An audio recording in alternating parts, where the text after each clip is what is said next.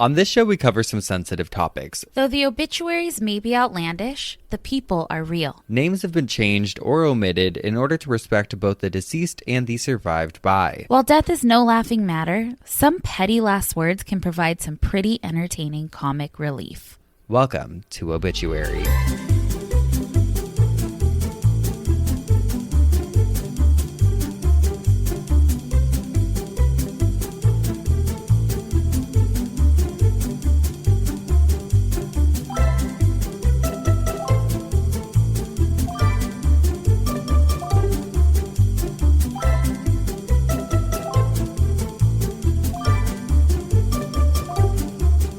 Welcome back to Obituary. I'm Spencer Henry. And I'm Madison Reyes. And we're here to tell you something. Tell you off. We're here to tell you off. We're mad. We're angry. We're pissed off.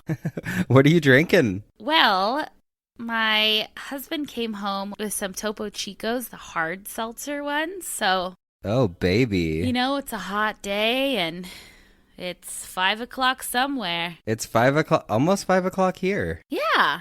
We're zooming in again for hopefully the last time forever.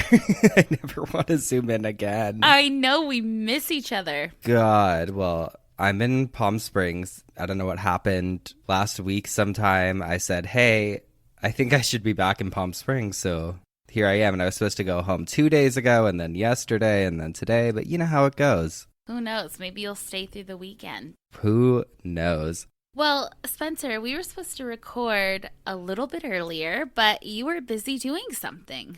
Oh, I made a pit stop. Well, first of all, I needed some espresso because I was like, there's no way that I can get through this without it. Yeah.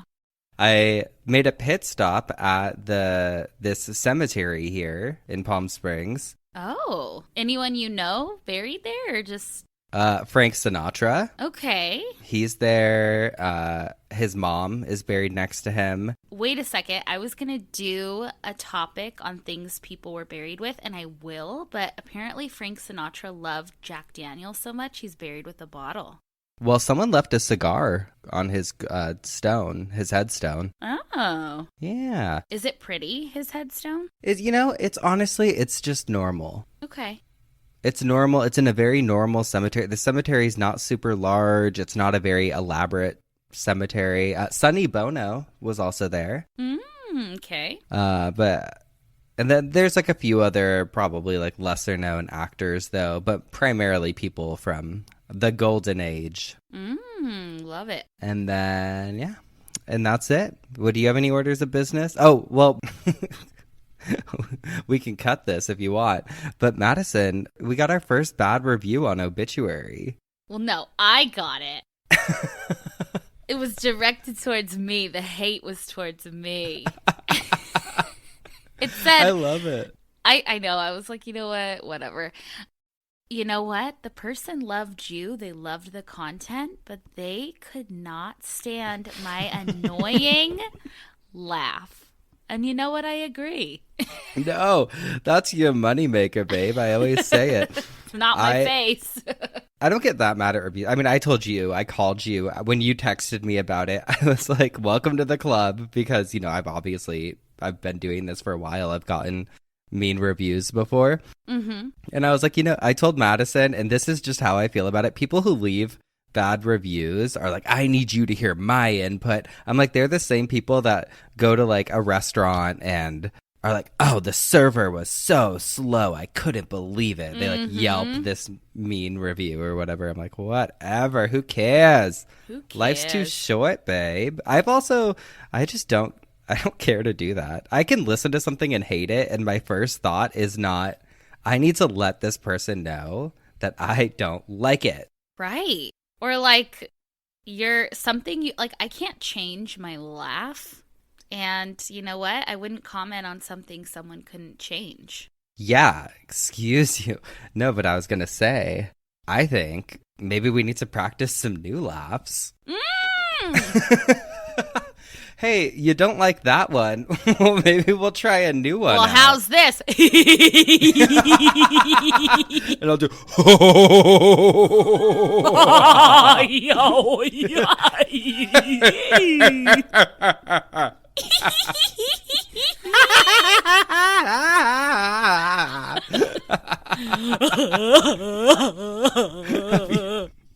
Have you seen? Have you seen that's a real thing where people do like laugh therapy or whatever, or laugh yoga or something? Oh, I believe it. I think it's called laugh therapy, and they all sit. I've watched videos on it before. They sit in a circle and they laugh. So like literally, they'll just be like, and then everyone starts doing it.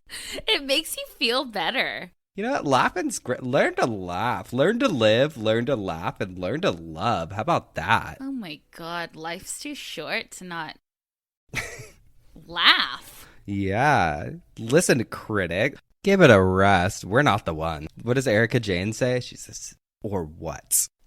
Or what? Or what?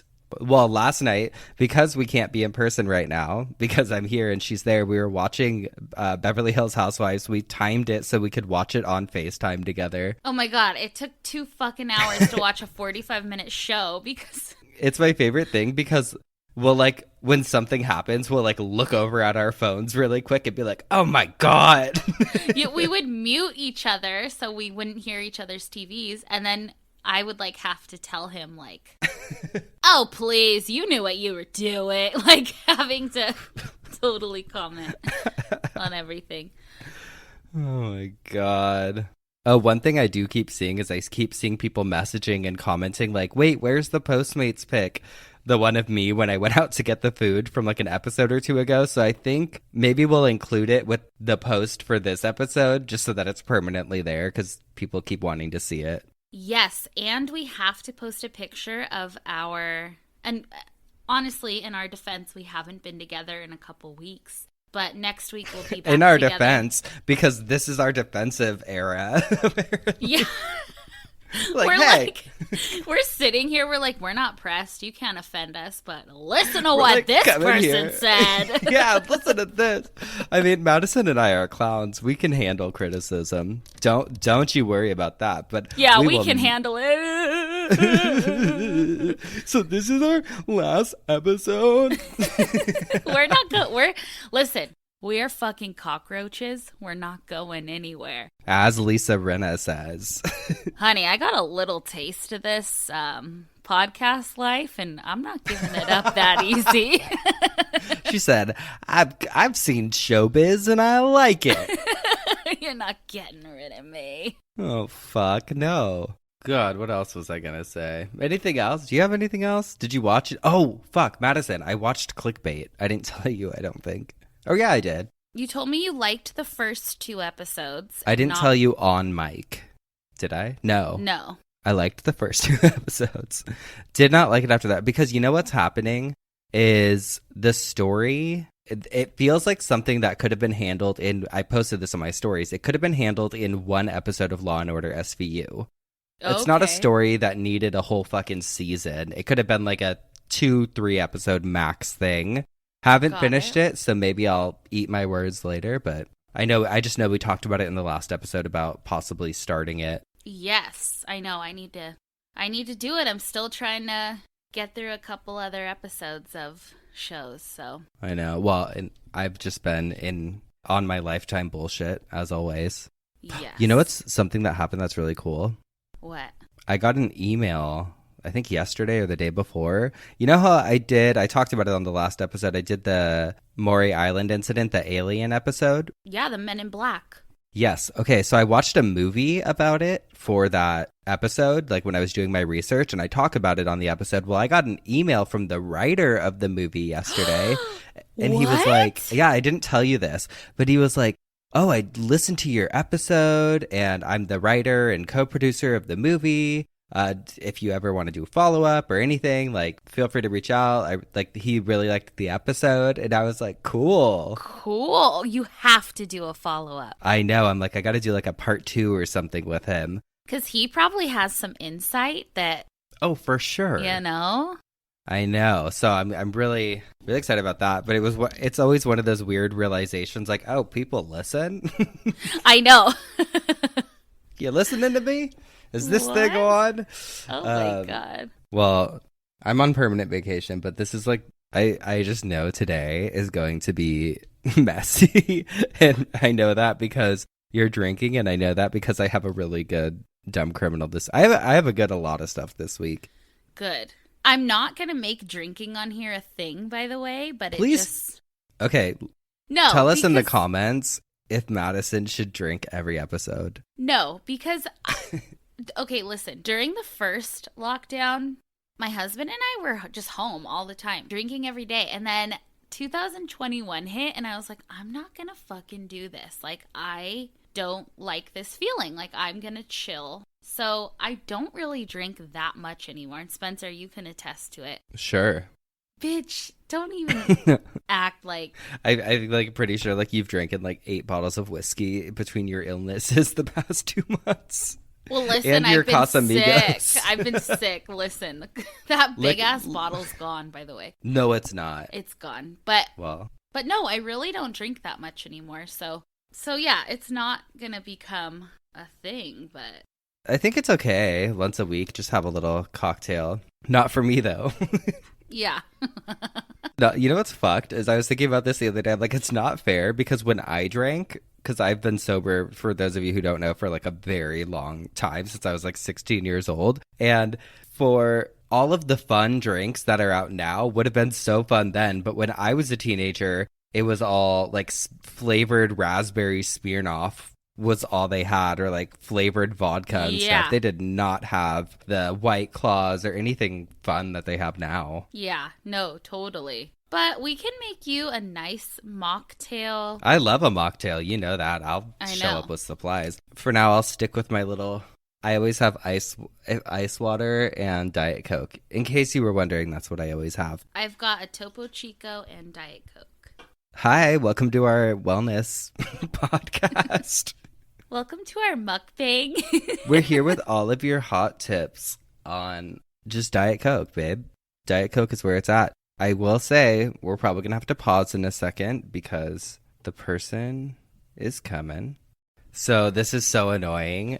I'm sure actually a lot of people can relate to this. Sometimes when you Postmates or DoorDash or Instacart, any of that, they'll go like a back way or they'll go to the wrong place. I actually talked about it on here recently, but this time it always, when I'm here, for some reason takes them to this side gate that nobody can drive into. Like there's a driveway to go in, but you need like a clicker to open the gate to get in here. That happens to us when we like Postmate stuff. It'll go to the back of our house. And yeah. We're like, what the hell? Well, so the two most annoying places that it happens for me are at my parents' house up north and then here, because here it's gated. And so they go, not only is it they go to the wrong gate, but you have to go all the way around. And then when you get to the front gate, they have to call the house to make sure it's okay for the Instacart person to come in. Oh, okay.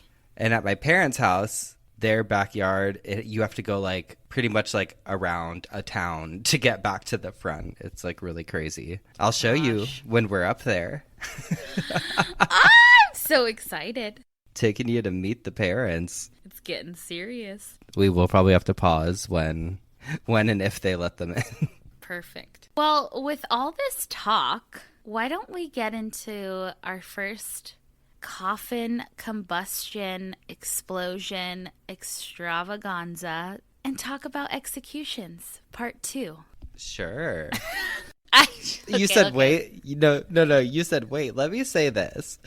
Why don't, since we're talking about nothing that has to do with anything, bitch, I had something good. Where'd it go? What are you looking for? It. You're looking around. Where is it? Where's the I don't know, thought? but I have been using apostrophe for like a week. Oh, yeah? Look at my forehead, bitch.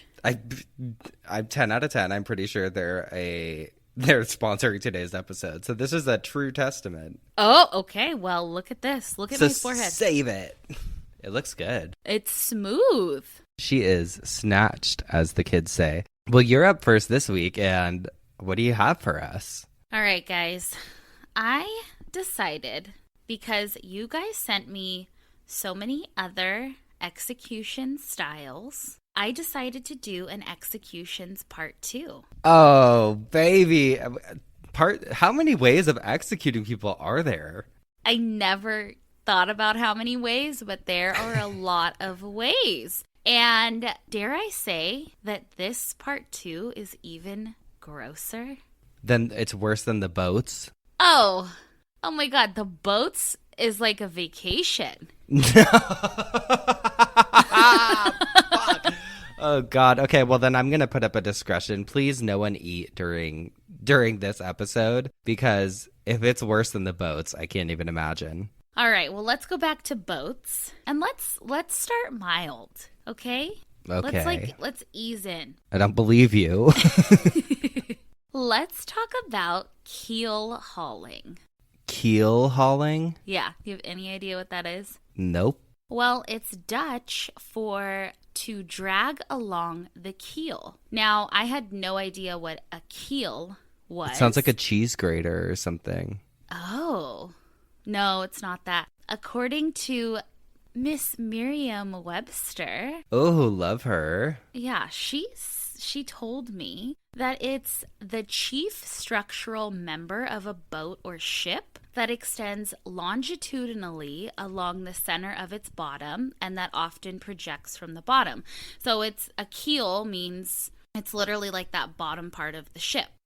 Okay. According to allthingsinteresting.com, they called keel hauling, this form of execution, waterboarding meets death by 1,000 cuts. And we talked about death by, yep, The victims of keel hauling were tied to the mast of the ship, which are those, a mast is like the center things in the ship, you know, like a pirate would stand, like, you know, like lookout. The victims were tied by a rope and then had weights tied to their legs, and then they were thrown into the ocean and dragged along the keel of the ship.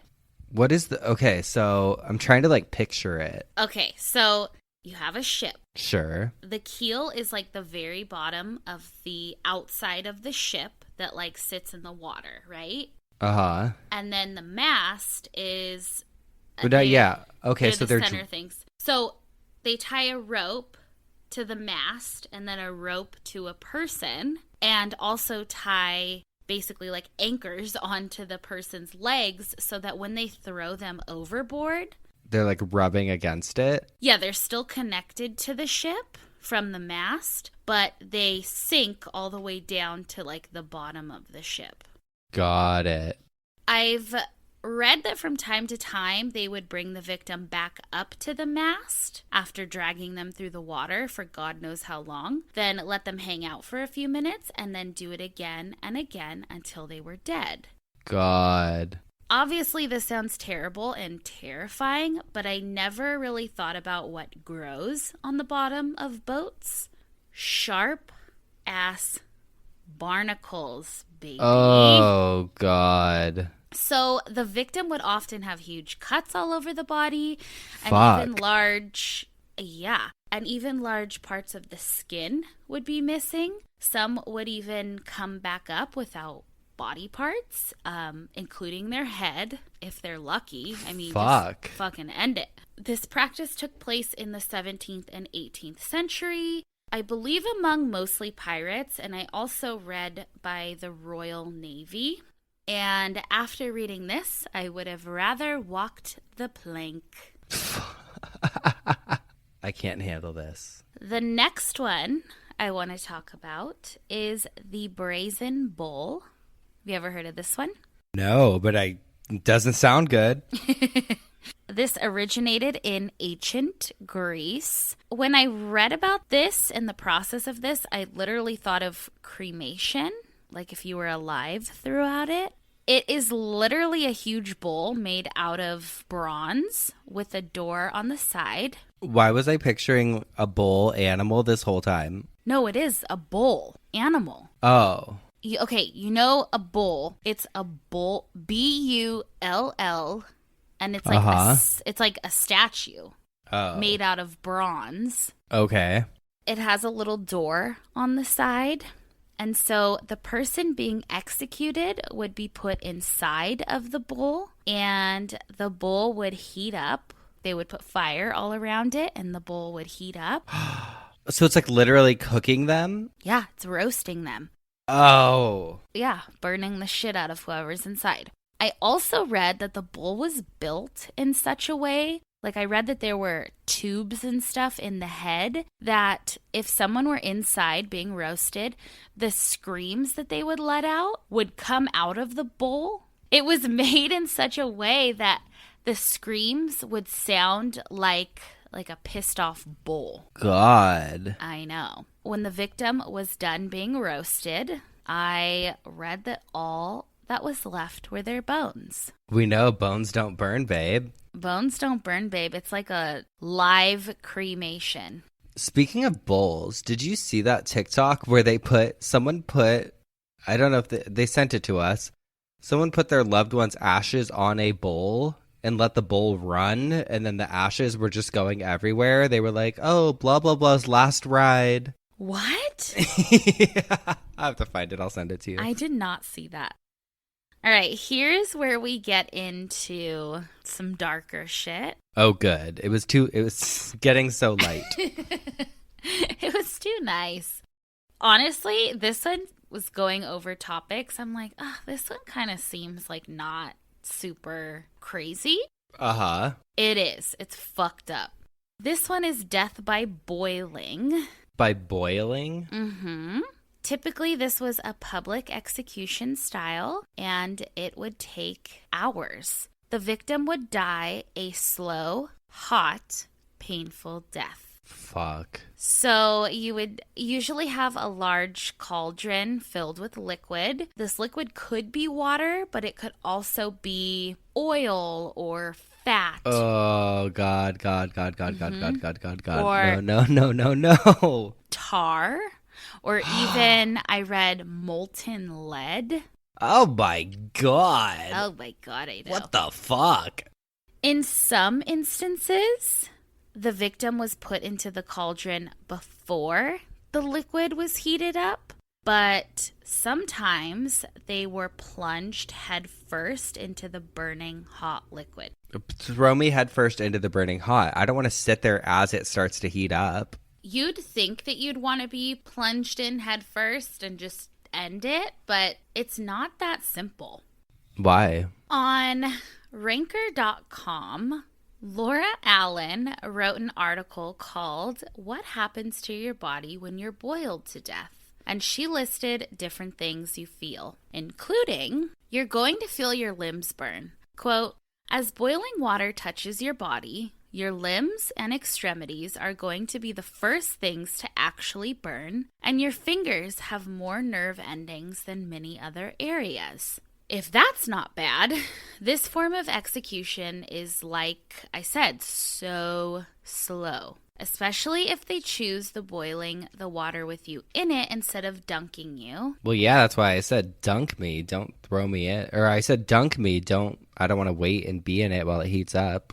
I know that you said that's why you'd want to be put in head first. If you're put in head first, your brain will start to cook. And I don't want to experience that feeling. I'd rather, I feel like it would just be faster than waiting for it to hit the rest of my body. Yeah, that's true. Well, speaking of cooking, this article also says that all of your organs will begin to cook too. The high temperature will cook off your skin and flesh, then your fat, and then ultimately, quote, your stomach, liver, heart, kidneys, and intestines in their own juices on the inside of your body. Again, you will most likely be cooking for at least an hour. And according to this same article, quote, while the pain can eventually cause you to go into shock or a state of unconsciousness, evidence shows that, at least for a majority of the time, you will be aware of what's happening to you. Fuck. In the cases where people fell into boiling sewers, and in cases of those who fell into hot springs, onlookers report that people stay conscious throughout the experience. If that's not bad enough, you typically can start to smell this. You smell yourself cooking? Smell your own body cooking. Then you will most likely go blind, and even breathing will feel like molten lava inside. Fuck. Eventually, your nerve endings will start to die and you won't really feel much anymore. Or you go into shock and organs start shutting down, whatever happens first. God.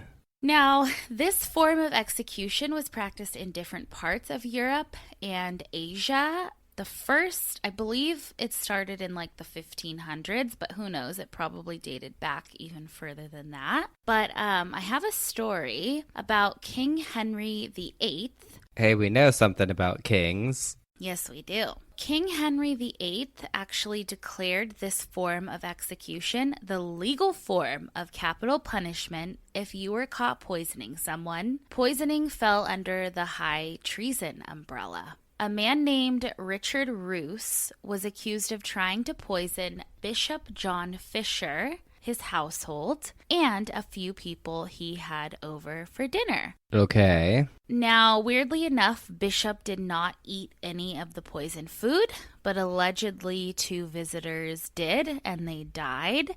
Richard Roos was the chef that night, and he did admit to poisoning, but said it was just a joke, and that he thought he put laxatives in the food. This is actually a super long story and really interesting, but too long for this episode. But King Henry VIII and John Bishop had a really long, hot, and cold relationship. But it was never proven that Richard Roos was guilty, but King Henry VIII said, we're gonna fucking boil him anyway. Oh, they boiled him? Yeah. On April 5th, 1531, Richard Roos was executed by boiling, and King Henry VIII apparently roared and cheered to the crowds, I cooked the cook. Only 4 years later, John Fisher was executed by beheading because he refused to swear an oath of supremacy to King Henry VIII. Oh my God. But if that's all not enough for you, I want to leave you with my personal nightmare, the Blood Eagle. That sounds like something like a James Bond villain would operate. Have you seen or heard this? No. Then, when you said the name, it sounds really familiar, but I also picture like Nazi eagle, I don't know, something. Oh, no. We're talking Vikings, and we haven't really touched on Viking stuff here yet. Nobody talks about the Vikings. Nobody talks about the Vikings. They are brutal motherfuckers. We'll talk about them more. Oh, yes, we will, because I've heard some shit. Yeah, well, you're about to hear some more shit. The Blood Eagle. Okay, when you hear something that just like fucks you up, you're just like every episode of Obituary. No, I know, but you like hear something and I'm like, oh, like my vagina, like it just like you like clench, your butt clenches. Yeah.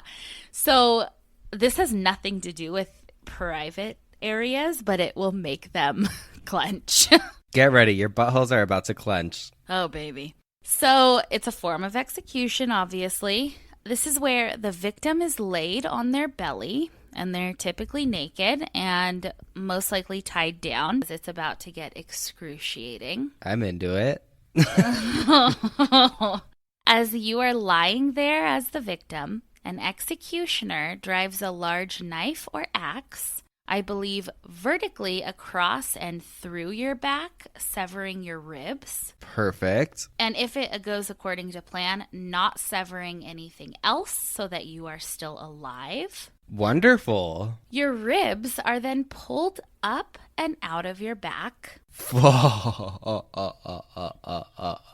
This was to give you the look of wings on your back. This is very like metal. Oh, I know. And then, if that wasn't enough, because you were most likely still alive, if that wasn't enough, your lungs were then pulled up and out of your back. Oh my God. Oh my God, get ready. And pulled across your ribs that were already protruding from your back. This gave the appearance of bird wings. So it looked like wings, like bones, and then Holy skin. shit. What the fuck? Who the fuck did they do that to? You know, with a lot of these execution practices, I have learned that scholars now debate whether things like this really did happen. But, like, come on, I'm sure they've done it to a couple people.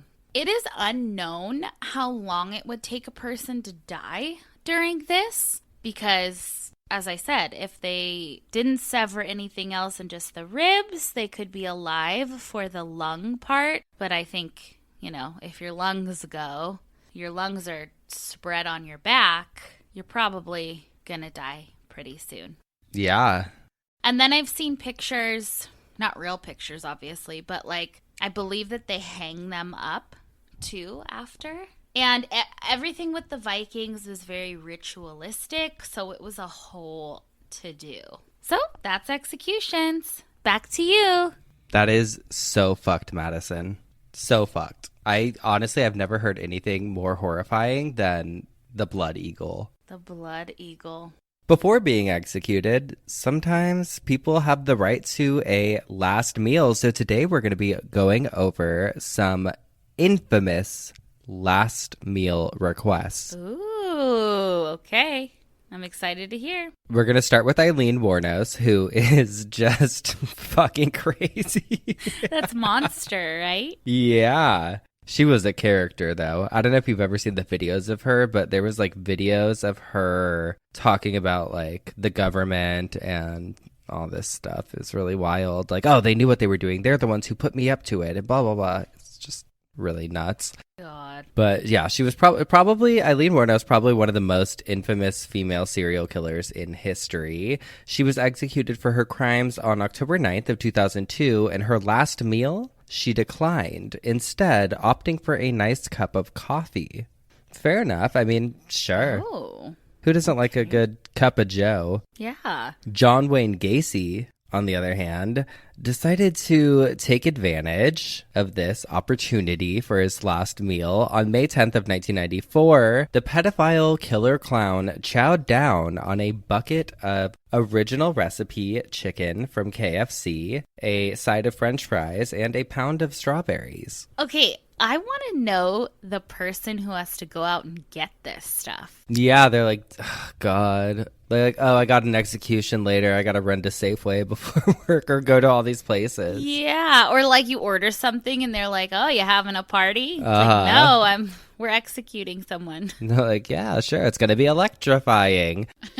Ted Bundy, like Eileen, declined a last meal before his electrifying execution on January 24th of 1989 and was given a breakfast platter, which included steak, eggs, hash browns, and a cup of coffee, and he didn't eat any of it. Oh, okay. Maybe he was nervous, but I'm like, God, you're just gonna... It's a little wasteful, if you ask me. Please. What? Rude. This one I actually really liked. So Philip Workman was executed in May of 2009 and actually had a very sweet sentiment. So instead of a last meal for himself, he asked for a vegetarian pizza to be donated to homeless people in the area. Oh, that's nice. The prison refused. Okay. Which I'm like, fuck off. Come on. But what were his crimes? What did he do? He murdered a police officer during a robbery of a Wendy's, actually. Ooh, okay. Yeah. And so I guarantee if he, like, that's probably part of the reason, like, oh no, you killed one of ours. We're not going to abide by your last wish. Right. But I'm like, come on. It was for, like, if it was for giving it to the community. Come on. Oh, God. So they refused, the prison refused, but luckily members of the community caught wind and tons of pizzas, I guess that day, were delivered to local shelters on his behalf. Oh, okay. So kind of sweet. But if you thought John Wayne Gacy was gluttonous, Lawrence Russell Brower, who was executed on September 21st of 2011, so kind of recent, well, he was actually responsible for ending the whole last meal request system due to his over-the-top demands, at least in Texas. Texas now no longer allows you to pick your last meal. Oh, And it's because he ordered, I don't know, he requested 2 chicken fried steaks with gravy and sliced onions, a triple patty bacon cheeseburger, a cheese omelet with ground beef, tomatoes, onions, bell peppers, and jalapenos, a bowl of fried okra with ketchup, 1 pound of barbecued meat with a loaf of white bread, 3 fajitas, a meat lover's pizza, 1 pint of Bluebell ice cream, a slab of peanut butter fudge with crushed peanuts, and 3 root beers. Oh, wow. He really ordered a lot. Really went for it. He did. And guess what? He didn't eat a damn bite. None of it. Not one bite of anything. And when it came time to feast, he said, I'm not hungry. Bye. Bye. See ya. And then we get to my favorite, and it might sound familiar because I feel like you talked about this. Maybe you did, maybe you didn't. Thomas Grasso, he asked for 2 dozen steamed clams and mussels, barbecue. I think I talked about his last words. You did, I think. Barbecue spare ribs, half a pumpkin pie with whipped cream and strawberries, a double cheeseburger from Burger King, and a room temperature can of SpaghettiOs. Yes, the SpaghettiOs. Yeah, he was not having it when they gave him spaghetti instead of SpaghettiOs. And his last words were, I did not get my SpaghettiOs, I got spaghetti, and I want the press to know this. So I started thinking about it, though. I'm like, okay, what would I want? So I wrote out what my last request would be if I was being executed. Is it In-N-Out, a grilled cheese? No. Okay, what is it? Didn't even make the list. I said I would want truffle macaroni and cheese. I would want a Neapolitan, like classic, just really good classic pizza. Mm-hmm. I would want mashed potatoes and garlic green beans. Ooh. And then I would like a Diet Coke, but it has to be a good like fountain soda Diet Coke. Really bubbly. Mm-hmm. Yeah. Good ice. Uh-huh. And then a chocolate chip cookie. Ooh. What would yours be? Hey, Madison, we're gonna put you in the gold bowl tomorrow, or we're gonna give you the bloody eagle tomorrow. What are you gonna get? I love a house salad with good ranch. I love good French fries with ranch. And then maybe that mac and cheese from Swingers, man. It just does it for me. Oh, yeah. That's a good one. My mouth is watering. God, I wish we could go to fucking Swingers right now. And then a pie. Oh, she's not done. Oh, just getting started. Maybe a pie from somewhere. Ooh, also French onion soup. That's my favorite soup. Yes. It's probably that. And then maybe some popcorn, some good popcorn. I'm not doing anything healthy. Like, I'm not. Please, what for? I'm like, can I get ginger shots and a kale smoothie, please? A green apple detox? Please. Pretty please. Can I do a little oil of oregano in some water, please? No, fuck that. Yeah, I really thought mine out because I was like, chocolate chip cookie was my dessert because I'm more of like a cookie person versus like a cake or pie or anything. I don't really like fruity desserts. I don't like it fruity. Shocking. Or I would also do a cinnamon roll because a really good cinnamon roll just fuck. God. The Trader Joe's cinnamon rolls. Oh, so good. But yeah, so there's some famous last meals. Those are the ones I wanted to talk about, and I told you guys we're feeling defensive today, so don't come for us. Please, I'm feeling very defensive. Oh my God. All right, we're going to take a quick break, and then we'll get into our obituaries. We'll be right back. And we're back. Madison, you're up first. What you got for me? All right, so because I did something pretty scandalous, I had to bring it back with a wholesome obituary. We love a wholesome. Yes. Betty of Sioux Falls passed away on Tuesday, April 18th, 2017. She was born November 29th, 1928 in Aberdeen, SD. Betty grew up in Aberdeen, SD and attended St. Mary's Catholic School. In 1946, she met Ralph, who had returned from his service in World War II. For their first date, Betty and Ralph went roller skating and to a movie on Halloween. Oh, I love that. I know. Throughout the years, they did something special on their Halloween first date anniversary. They were married in 1951. In 1963, the family moved to Pierre, SD, where she and Ralph opened a glass company, and the children were enrolled at St. Joseph's Catholic School. In 2005, the couple moved back to Sioux Falls, SD. Betty will be remembered by her family and friends for her intelligence, creativity, and strength of character. She was a kind and caring person who believed in the Catholic Church and participated in special events at church and with St. Margaret's Band. She enjoyed spending time with her sisters and their families, outdoor activities, boating with the family, and community events. Betty was loved by her husband of 66 years and her children. Her children will remember their mother for the time she spent being a fun neighborhood mom, a creative room mother at school, a parent assistant in the school library, a thinker with homework and projects, the organizer of fun birthday parties featuring her famous cutout cakes,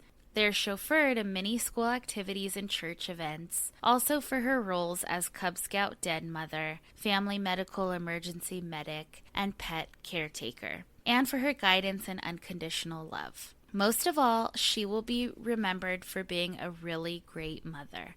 Betty will be missed by all who knew and loved her. Betty was a very good roller skater and an excellent ice skater. She enjoyed many interesting vacations with her family to scenic and educational locations, picnics in the park, coffee and chatting with her friends, bowling, square dancing with Ralph and their Night Owls Square Dance Club, green thumb gardening, creative crafts, collecting antiques and other collectibles, needlework, volunteering in the community, word search puzzles, card games, board games, and jigsaw puzzles. Betty and Ralph were members of the Active Generations Club in Sioux Falls, and they enjoyed spending time in the fitness center. Betty was a member of St. Margaret's Band at SS Peter and Paul Catholic Church in Pierre, SD, and a lifetime member of the Ladies VFW Auxiliary Post 2038. Survivors include her husband, 2 sons, 2 daughters, 3 sisters, 5 grandchildren, 2 great-grandchildren, and numerous nieces and nephews. I know that was long and kind of a mouthful, but I kept going back to this obituary because I just pictured how wholesome it was to see her and Ralph roller skating on Halloween. Like, I pictured a whole, and it was like end of 1940s, early 1950s. I just pictured a whole beautiful image. Cute. Yeah. What about you? We have Karen Lou Short. I believe she went by the nickname Lou, and she's a funny gal. I like her. It says, Karen Lou Short of North Manchester, formerly of Noblesville in West Lafayette, Indiana, passed away on March 6, 2014 after a long illness with pulmonary fibrosis. Lou spent her life as a nonconformist, filled with humor and adventure. She died at home with her parrot by her side, listening to Ricky Martin sing Living La Vida Loca. She was preceded in death by her adoptive parents, George and Ruby Short of Edgewater, Florida. Also preceding her demise were Isabel, her beloved bread truck that was converted into a living space, and her parrots, Tootsie, Hamlet, and Quinto. Karen lived as a child in West Virginia and moved to Noblesville in the 1950s and graduated from Noblesville High School. She lived most of her adult life in West Lafayette, Indiana, and she was happily divorced from at least 2 men. The first, Gerald... Ooh, happily. I know. The first being Gerald Ray Wigand of Monon, Indiana. He is also happily divorced. Karen is survived by her sister and her favorite daughter of North Manchester, 4 grandchildren, and a great-grandchild. Karen traveled the highways hitchhiking, loved California. What? Yeah. Loved California, Nevada, New York, and Virginia, and never enjoyed humidity of Florida, but went there anyways. Also, same, yeah. Florida is, well, we know. Well, also, hitchhiking is, like, not a thing anymore. I know. Have you ever done it? No. I did a lot as a teenager. Shut up. No, you did not. I did, and that's a story for another day. Karen was an avid IU fan. Her favorite daughter was a Hoosier by birth, but a Boilermaker by the grace of God. She spoke Hebrew, Portuguese, Spanish, and she had studied French, Romanian, Russian, and Danish. Karen worked as a tutor for a men's PU basketball team members, florist, health aide at Heritage Healthcare and Soldiers Home in West Lafayette, and as a hot dog vendor in West Lafayette at the Village. She was known as, quote, the hot dog lady by a generation of Purdue students. Hot dog! That frequented the bars of the Village. She wore crazy, wacky hats every night she worked. Karen was a Girl Scout, the worst kind. You know, the ones that have something in their backpack for every eventuality. She enjoyed buying secondhand things at Goodwill. Hey, like you. Mm-hmm. Dumpster diving. Like you. I haven't dumpster dived, but I'd love to. Camping anywhere, not living in a house with a foundation, and coming and going as she pleased. She collected books, puzzles, and hats, and she required all scheduled activities to be around the Jeopardy schedule. Tried never to miss an episode. Love her. She also listened to the Prairie Home Companion religiously. In fact, her favorite vacation of all time was when she went to Lake Wobegon and learned how to make Norwegian banana bread. Lake Wobegon? I've been there. Yeah, you were born there. Her happiness. Hey, that's my nickname. Hey, wobby. She wants her gold teeth back from the dentist that yanked them out.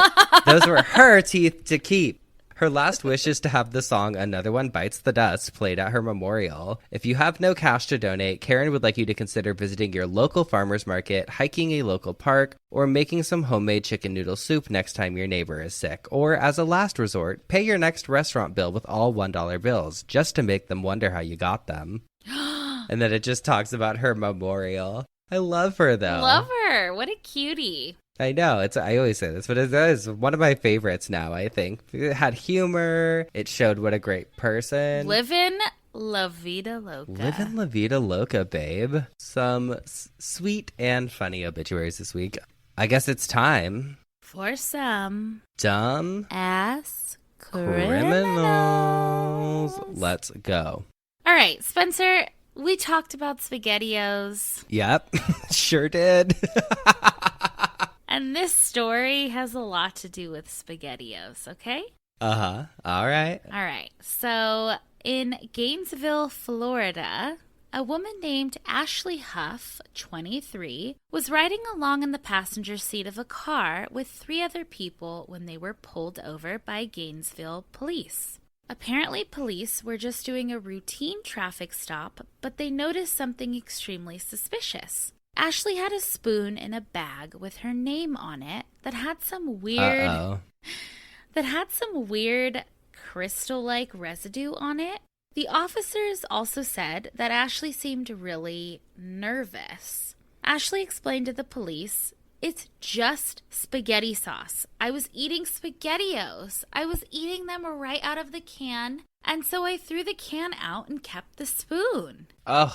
That's it, officers, I swear. It's just SpaghettiO sauce. Ugh, the crystals from my SpaghettiO just got on this spoon. Honey, ask Chef Boyardee. I'm not lying. Oh my God. According to Syracuse.com, the officer's report said, "I found it strange that she would eat SpaghettiOs with a metal spoon while riding in a vehicle and then put the spoon back in a bag."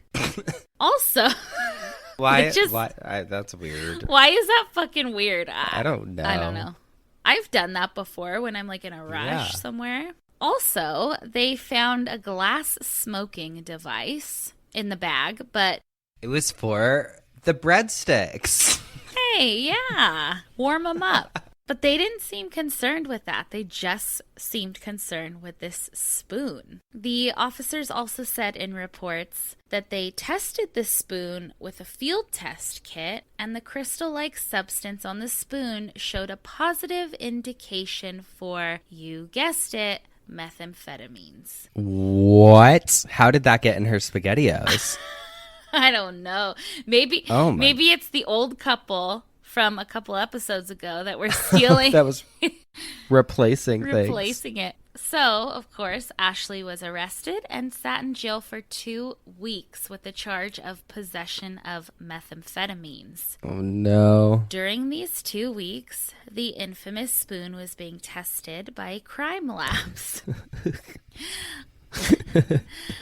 So she was released, but HuffPost said, however, One of the conditions of her release was that she would make a series of court appointments, and after she missed one, she was actually reincarcerated. She was unable to pay for bond, so Huff said that she stayed behind bars until September 18th, when a lab analysis found that the substance on the spoon contained no illicit substances. No fucking way. It was just spaghetti sauce. Are you kidding me? Not kidding you. And this is... I hope she fucking sued the shit out of the police station. She is going to take legal action. Good for her. The crazy and sad thing is it probably would have been easier for her to take the plea deal than to sit there in jail. But she knew she was absolutely innocent, so she was not going to take the deal. She did, however, miss her kid's birthday party and was fired from her job. Wow. Yeah, so the real fucking dumbasses here Are the cops. And also, just never drive under the influence of SpaghettiOs, you guys. Never do it. Spaghetti-O, no. It's not worth Honestly, it. I feel like Chef Boyardee is like, a cab. Oh, God. Oh, okay. What do you have for me? I'm excited. Are you ready? Yes. I'm ready. July of 2017, we are in... You already know. You already know. We are in Colorado Springs, where local resident Kathy Buddy was inside of her home on a summer afternoon when her kids suddenly ran inside, yelling at their mother, quote, "Mom, there's a lady taking a poop." Are you... Okay. Are you serious? Kathy runs outside of her front door, and sure enough, she spots the woman dropping deuces and yells out, Okay. Are you really taking a poop right here in front of my kids? The woman, who was clearly out on a jog based on her apparel, said, "Yeah, sorry." Okay. Now you'd think, oh man, what a wild story. Well, until it happened again. She yes, was Madison. a pooping bandit. The jogger dropped loggers outside of the Buddy residence the following week, and then again and again. The Buddy's family's blood boiled as they saw the culprit drop soil, and even caught her on video. Oh my God. It's abnormal. It's not something I've seen in my career, Sergeant Jonathan Sharketti said of the mystery woman who chose to unloose her caboose publicly. For someone to repeatedly do such a thing, it's uncharted territory for me. Officers have asked Buddy to take photos of the woman to help identify her. They say the runner could be facing charges of indecent exposure and public defecation. I put a sign on the wall that's like, "Please, I'm begging you, please stop." And she ran by it 15 times yesterday and she still pooped, Buddy admits, defeated. Oh, stop it. She just likes to poop there. From TMZ news coverage to the toilet paper company Charmin offering her a year's free supply of toilet paper to the culprit, she's still yet to come forward. A family member of the troublesome turd turner said that she is sorry, but did not identify the woman. One article on Psychology Today speculated that it may be a form of exhibitionism or some sort of impulse control disorder. After a few weeks, she seemed to vanish, thus putting an end to the excrement excitement. Oh my God, that little pooper. Marathon pooper. God. I love it. That's it. I gotta go. That's all I got for you. You're one Topo Chico away from toppling over. I know. I'm ready for bed. All right. Well, I think that wraps it up. Secures it with a bow. We'll be back next week with some more coffin spinners, obituaries, and dumb Ass criminals. Goodbye. Goodbye.